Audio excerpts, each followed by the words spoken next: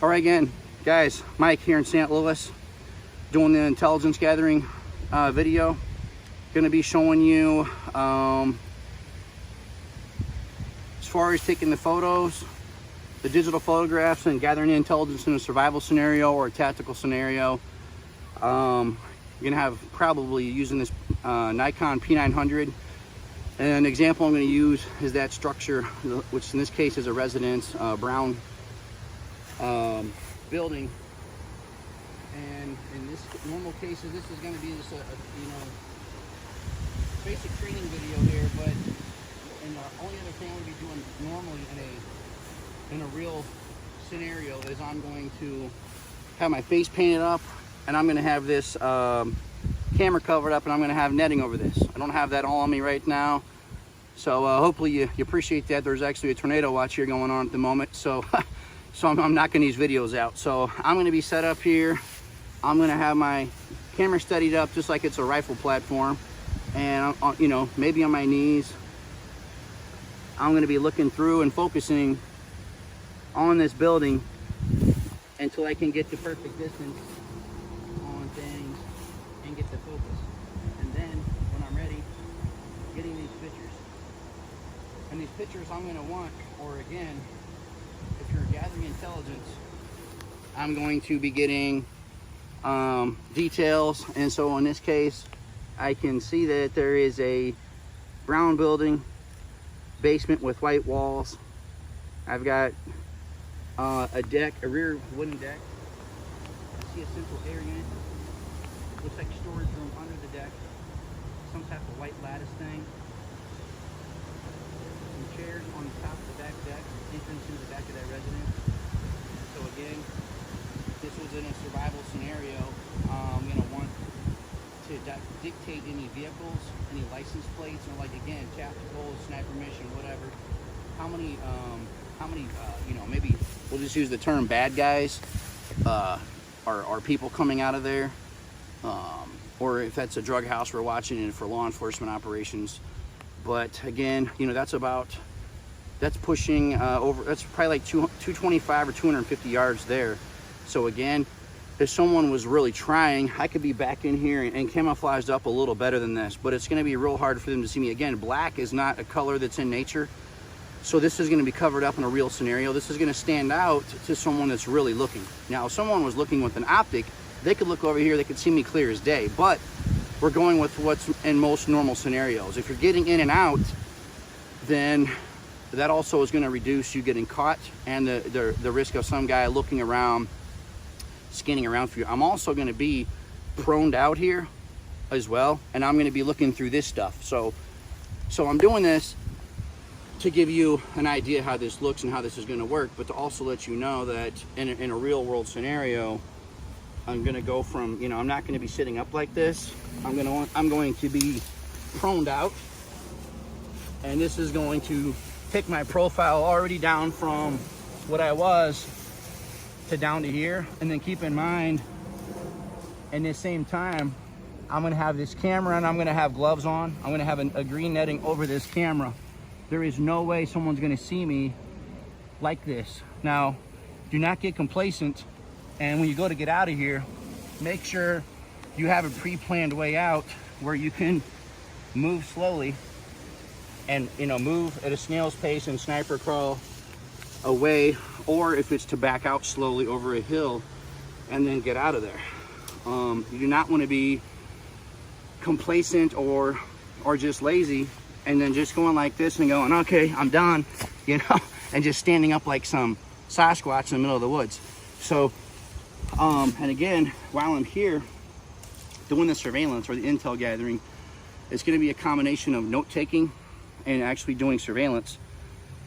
The other thing is, if I have a partner, especially if I'm a sniper team, my buddy may be pulling security and watching out for bad guys, but at the same time, I could also be telling them, 2 white males carrying AKs, black truck, there's a shed in the rear of the property, there's dogs barking in the area, another car just showed up, 1 Hispanic male, 1 black male, 2, they're carrying handguns. All these details, you want to gather all this, license plates. And again, for you guys that are preppers and survivalists, which we're pumping out a lot of these videos for, you know, you want to, again, be figuring out what information you need. And if you're going to be looking for like food, water, and shelter in a survival scenario, you do not want to be obviously going into an area where you already know these guys look like they're a threat. And just body language wise alone, from my training and experience in the last 28 years, I can tell you, even if someone, you do not see them with a weapon, you can 100% tell by the way a guy walks and carries himself if he's a fighter.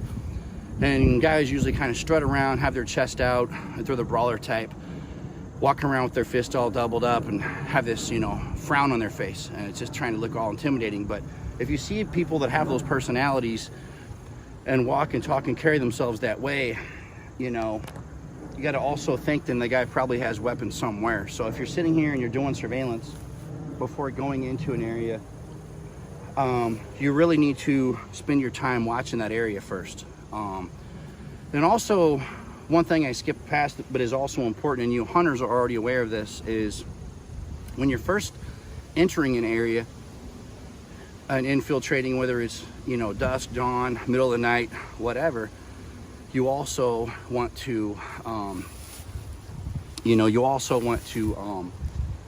get out there and set up and then be quiet and let everything kind of settle down. The noise you made, hopefully you didn't make any noise, but if you broke a twig, if the birds got stirred up, you want to sit there, you want to wait about 10 or 15 minutes and let everything settle down.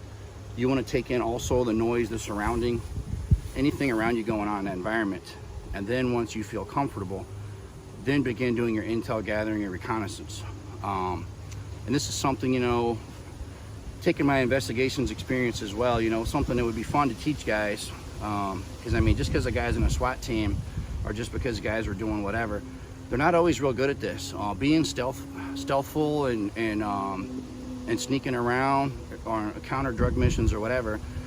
Humans in the wood are usually a total train wreck because we're noisy and we like to step on things and break twigs, and those sounds in the outdoors are amplified by 1,000. Our voices are amplified by 1,000 times. If you have any light at all emitting at nighttime, people can see it a mile away. If you're dealing with an enemy scenario, especially a sniper, if they see that, I mean, you might be toast.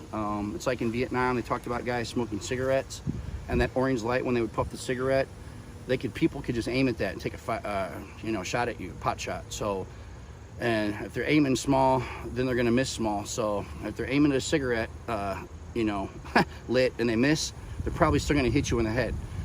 So the thing is, in these scenarios, again, this training, intelligence gathering, surveillance, or counterintelligence, this can all be applied to, like I said, for you guys who are preppers, survivalists, bodyguard companies, SWAT teams, military guys. The military guys obviously are going to the schools, getting their training in all of this. But and my background was doing as a police sniper was totally different than the military applications. Generally, the distance for doing many police sniper operations is under 50 yards. In some cases it could be like 100, but that's stretching it. Military could be 2, 3, 500, and then in very rare cases up to 1,500 yards. So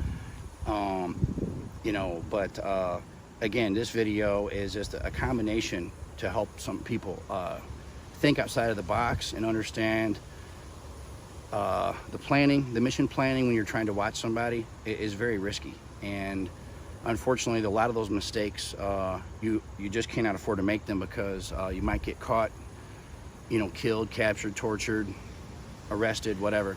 And you've got to be, have a lot of presence of mind, and know yourself and know the enemy. In other words, just like they say in the art of war, and then just make sure you got the right equipment, the right training, you're in the right physical condition, you have hydration, snacks.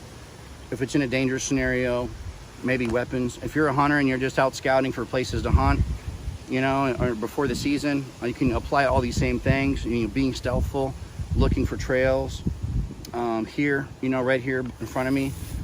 This is not, you know, some enemy's trail, but this is a deer trail right here, you know, coming through. So again, paying attention to the nature and surroundings. Right here, we got actually fresh deer scat right here on the ground. Get a picture of this right here. So paying attention to these details, and this is exactly what, if you leave, and there's berries off the trees, if you leave anything behind as a guy in the woods and you're doing it for a sniper or whatever, and the enemy's coming along, or they're actually tracking you and they know somebody's out there, this is exactly what they're going to be doing. They're going to be paying attention to signs. They're going to be paying attention to limbs broken like this. They're going to be paying attention to, you know, where someone had came in and stepped on stuff and smashed it down. It even shows the direction I'm going. So if you're going through places, you got to be very careful what you're doing. And or over here you have the dry, dusty areas where I was stepping in. Could leave a perfect boot track in there. So if somebody's trying to track you down, you're going to make it real easy for them, and you got to be very careful. Another thing that's a very good tactic to do is to put the time into having an underground hide site, literally dug out where you're under the ground. You've got logs, thatchings, weeds, everything over top of you. Someone could literally walk over it and not even know you're there. So if you could put yourself in a hole like that, you'd be pretty well off. But even if you're in an escape and evasion scenario and people are looking for you, you know, sometimes you got to have get really creative, and you know, simply putting, if you don't have camo face paint, and you know, like I said, you got to sometimes use what you have access to, but putting dirt or mud on your face, climbing up a tree really high if you're trying to just not get caught, or once you find, if you do get burned, or you may be running out of there. So a lot of things can go wrong if you get caught, and that's where if you do the planning beforehand, that's probably not going to happen. So all right guys, thanks for watching.